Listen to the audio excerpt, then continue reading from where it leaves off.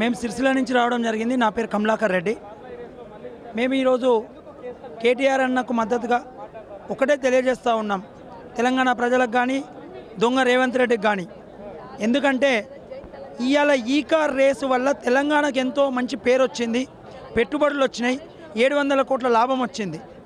అంత ఘనత దక్కించిన అన్న కేటీఆర్ గారు ఇవాళ అది రద్దు చేసి అవినీతి జరిగింది అంటా ఉన్నాడు. అవినీతి ఎక్కడ జరిగిందో నిరూపించే దమ్ము లేదు. ఈరోజు పోయినటువంటి డబ్బులు కేవలం ఈ కార్ రేస్ అకౌంట్లోకే పోయాయి తప్ప ఎవరి జేబులలోకి పోలేదు, ఎవరి అకౌంట్లలోకి పోలేదు.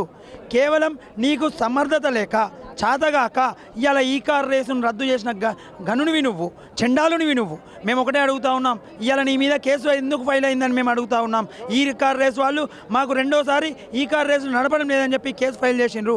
కానీ అది రద్దు చేసి ఇవాళ అందాల పోటీలు పెట్టి ఏది ఈ మిస్ ఇంగ్లాండ్ను గిల్లి ఈరోజు చెడ్డ పేరు తెచ్చిన ఘనత తెలంగాణ రాష్ట్రానికి వచ్చింది.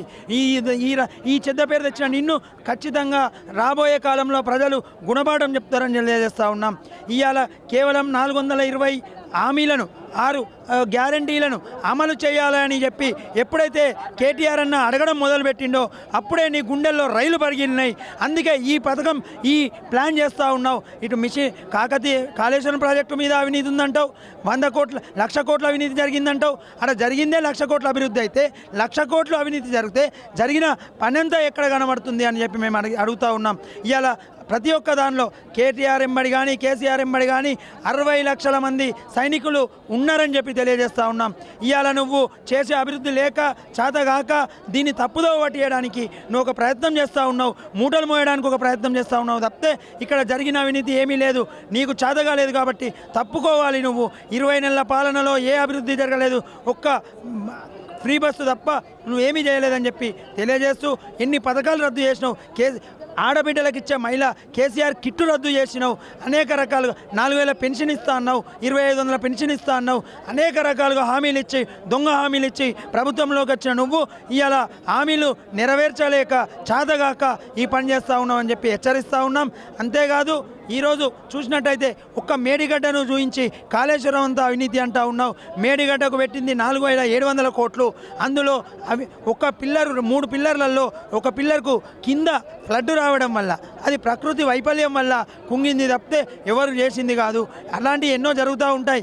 దాన్ని మంచి చేసి ఇవాళ నువ్వు ప్రజలకు నీళ్ళు ఇవ్వాలి తప్పితే నీళ్ళు ఇవ్వకుండా తప్పించుకొని కేసీఆర్కు చెడ్డ పేరు తేవాలని ప్రయత్నం చేస్తా ఉన్నావు. తప్పకుండా తెలంగాణ ప్రజలు స్థానిక ఎలక్షన్లలో తరిమి కొట్టక తప్పదు, తరిమి కొడతారని చెప్తే తెలంగాణ ప్రజలకు అన్నీ తెలిసిపోయినాయి. నీ మూటలు మోసే సంగతి తెలిసిపోయింది, నీ అన్ని విషయాలు తెలిసిపోయినాయి. కాబట్టి నీ అన్నలు చేసే భాగోతం తెలిసిపోయింది, నీ అన్నలు చేసే అధికార దుర్వినియోగం తెలిసిపోయింది. తప్పకుండా నిన్ను తరిమి కొడతారు.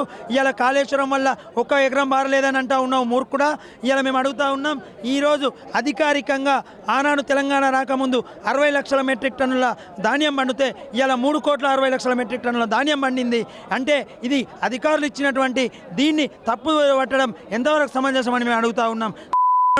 ఇవాళ మేడిగడ్డ వల్ల ఒక్క పిల్లర్ గుంగింది కావచ్చు, కానీ ఇవాళ రంగనాయక సాగరు, మల్లన్న సాగరు, ఇవాళ హైదరాబాద్కు వచ్చే నీళ్లు ఇవన్నీ ఎక్కడి అని మేము అడుగుతూ ఉన్నాం.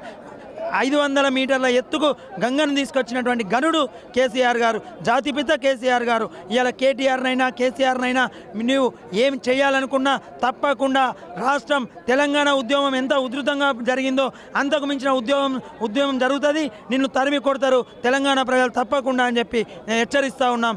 జై కేటీఆర్, జై కేసీఆర్. రెడ్డి కులంలో చెడబుట్టిన రెడ్డి రేవంత్ రెడ్డి అని చెప్పి మా ఇజ్జత్ పోతుందని చెప్పి తెలియజేస్తూ ఉన్నాను.